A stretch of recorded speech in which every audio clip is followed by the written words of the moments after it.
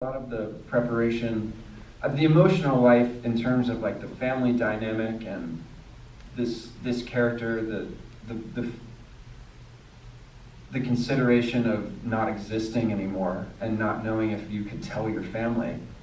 That stuff came to me really vividly.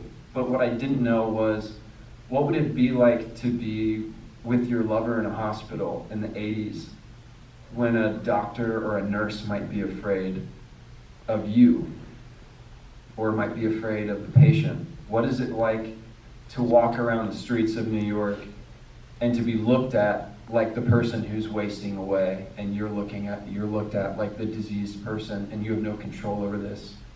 What is it like to be in a community, a vibrant, creative, loving community that's being decimated and no one cares? What is it like to lose multiple friends in their 20s in the same year? All of those questions, I just wanted to spend time with people who understood that and had a perspective on it. And then there's on Instagram there's a page, and they actually just sent me a t-shirt recently because I've talked about them a few times publicly. It's called the AIDS Memorial, at the AIDS Memorial. And it is basically, every image is someone who has died of AIDS. And most of them, passed a long time ago in the 80s and 90s, but it's images of all these people who have passed, and then stories from a friend or a loved one, just as a way to like honor them and honor their story and honor their life. And it's this incredible collection of stories and of people and their history and their life story and their talents or whatever it may be. And I spent a lot of time reading through that and just imagining all these people, this incredible collection of people who were lost well before they should have been. So it was more about understanding the emotional life outside of what existed in the script already. Well, first of all, I want to say I thought you were beautiful, Matt Cory. Beautiful, like luminous. That whole film just came alive for you. Thank you. I guess I'm kind of thinking about it as a coming out film, and because I don't know if it's being billed that way or not, or maybe that's just the way I was kind of coming to it. And I was thinking about how, like, for us, like, who live in the 21st century, like, the coming out film is always so much about the revelation, right? Like the confession, like the sexual secret, usually sexual, like the sexual secret. And this film, I mean, it's very true to the 80s. Like, this film sort of pumps the brakes on that, like it doesn't. Carly is trusted, I think, with it a bit. I mean, it seems like, Andrew gets like this ambiguous version of the truth. It seems like, and your parents actually are the ones who sort of lend you some very like abbreviated version of your truth, and there is no payoff. Like there is not the scene that I think a lot of audience members are waiting for, like where there's a crescendo of, like the big truth-telling moment where everyone finally, where you come clean, everyone comes clean, like the film denies us that. And I haven't seen a film like that in a long time. I've gotten so used to coming out films that they want to trust me with they want to trust me, are ready, but eager to trust me with the truth. And I just wondered about how it felt for you as a child of the 21st century. I don't know, to do a film that is so restrained in its relationship. It's a revelation. I liked this movie because when I read it, I was like, oh wow, this movie sure is like through the eyes of Adrian, but it's about a family where everyone in this family has secrets. That is true, yeah. And everyone in this family is denied fully disclosing their secrets to each other. And it's not fair that he would have this clean ending and everyone else gets to go on and not have it. But what I think, why I loved this, you can see Hollywood films often, and it's like everything comes clean. It's really beautiful. And people somehow make these massive changes and adjustments in their life very quickly over 2 hours. And you're like, wow, that person's changed so much. Wow, what a great person. What a wonderful thing. But this film doesn't allow that. Because we don't change that quickly. We just don't. It takes a long time. It takes a long time to compute and to understand something and to really let it adjust our DNA. And for us to suddenly ideologically accept a different way of life. That takes a very long time. And a small gesture, from the father saying, don't tell your mom, it'll break her heart, thinking that she doesn't intrinsically already know. Because they never talked about that. But then he goes to a place where he puts on a jacket, which is this representation of acceptance far beyond what he would display for anyone else, right? That's his personal moment that his son will never see, that his wife will never see, until he starts wearing it. But it's these little moments of change and acceptance that I found to be so beautiful, and that make the family that Andrew's going to grow up in drastically different. Though these are little minor changes, they're going to be drastic by the time that Andrew is the age of Adrian. And I found that to be such a realistic look and narrative about a real family that we're not trusted with as moviegoers to go and see, because we want the big payoff. We want to feel okay. But the thing is, if we can acknowledge that, a movie like this was made because this is real.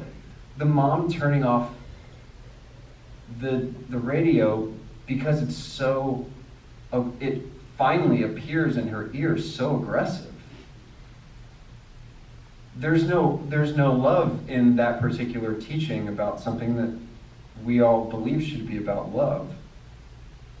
And for her to finally hear that for the first time doesn't mean she's abandoning her religion. It means she's abandoning that version of the religion.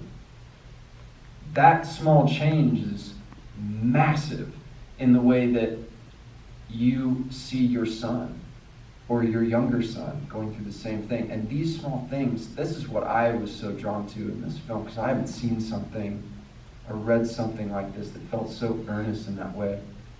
Because I think we're so used to getting the big payoff, and I think it's okay to say, these little ones are the real, actual wins. When we feel ourselves changing in minor ways toward love and acceptance, those are huge wins for society on whole, because those things really add up. I'm so going to teach it. Yay! Oh my God! Let me know when I can. Okay. All right. Let me see if there's anybody else, because you've got that question. Anybody else? I just have a comment. Gail, we need to recognize you as well. Yes, Gail is my high school drama teacher. And I have two other high school teachers here, Melanie Tollett and Richard Shute, who were... Oh my God! Wow! Okay, so 4, that's amazing. Hey man. These are all folks that were involved, they weren't necessarily all theater teachers, but they were all involved in the theater community. Math teacher, English teacher, technical theater, and acting and directing. Very cool. All right. Sorry, Gail. Go ahead. No, I was just thinking, I am the age that Adrian was during this period of time, and it was just really, really rang true to me. And I lived in New York in 1985, and just the whole idea of the film, the fact that they didn't talk about it. And I have so many friends that I went to college with and that I knew in New York who are no longer with us, because it was, like you said, it was, life or death. And it was just so realistic in that sense. And I don't know, that's all really I wanted to say, because we talk about it now, when I get together with some of my friends from college, but at the time it wasn't talked about. It was it was just, that's the way it happened, and that was the reality, and, if someone got sick, then they were sick and they, weren't gonna be around much longer. And that's just really brought back a lot of memories from watching that, and just the graininess and the black and white and the fact that it felt more like a play to me than a film. But that's really, I didn't have a question. Thank you. All right. Yeah, well, it's been a while. Maybe one more question, and we'll wrap this up. So everyone can go have a little Does Saturday anybody night, else have a Debbie. question? Yeah. Yes, right there. I was just wondering, why do you think that Adrian thought that Andrew was going to be gay or was gay? I don't, the thought of, the perception of that is that I think that the note at the end, the letter, could be read to any person at that age. It just made it seem like he was saying, you'll find out who you are, or I don't know, it's just, He's different. yeah. Whether that's sexuality or whether that is, Doesn't he's matter, just unique. He's different. He doesn't fit a mold that everyone else does. It is not sexually explicit. And it was really important for all of us, the writer, the director, and myself, and I made a big point of this. I said, there can be assumptions made, but there should never be anything implied specifically. However, it is undeniable that this kid is different. And he's going to have and he is having a hard time, and he's going to have a hard time. But I think you could read that letter to any kid his age, and I think it would be beneficial. Yeah, I just saw him as a boy that was in the awkward years. We all have those awkward years, and feeling himself and trying to figure out who he was, and that's all I read into it. For sure. Yeah, Aiden, the young guy that we hired, he was 16 at the time, and he was of a very different generation than mine. He was an openly gay 16-year-old. I would never and guess he he's- was 16. Wow. Yeah, and he's very flamboyant, and he's very effeminate, and he embraces that, and his family embraces that, and he understands that about himself. And he was cast in that role without any sort of conversation about that, but his sort of exterior expression of femininity as a young boy was something that was important for us, because it was so different than what Adrian was. Adrian grew up in the 70s, and the stifling that was required in the 70s was even different than what we wanted to show that Andrew was capable of, just intrinsically what he's capable. He can't even stifle it. His voice, his body, his mannerisms. But the thing is, it doesn't matter if he's gay or straight. The thing is, that character was having a hard time. That's And- weird. I did not pick up on that at all. And some people It don't. just seemed like a boy that, I don't know. I think different people will have different experiences of what their perception of Andrew's character is. Right. And I think that's great, and that's important. And I think that Adrian's perception of that is that maybe I'm wrong. I'm not going to talk about that specifically. But you clearly are on a different plane. You're a different kind of person. You're going to have a hard time. But in These the are end, the you're gonna best be words okay. I can Right. give to you Right. to make you feel okay. Yeah. But I think every 12, 13, 14-year-old should receive a letter just like that, frankly, because I think most of us could have benefited from hearing those words, regardless of who you are. Cool.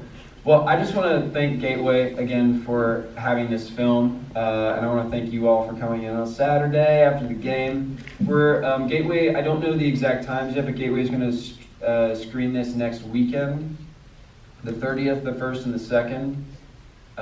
So if any of you would like to share this film with your friends or family, I would greatly appreciate that, because there ain't much money to market it. social media of Gateway and some of the other folks on the film. But I would greatly appreciate this. I'd love to share it with more people. And I wish you all well. Thank you for being here. Thank you.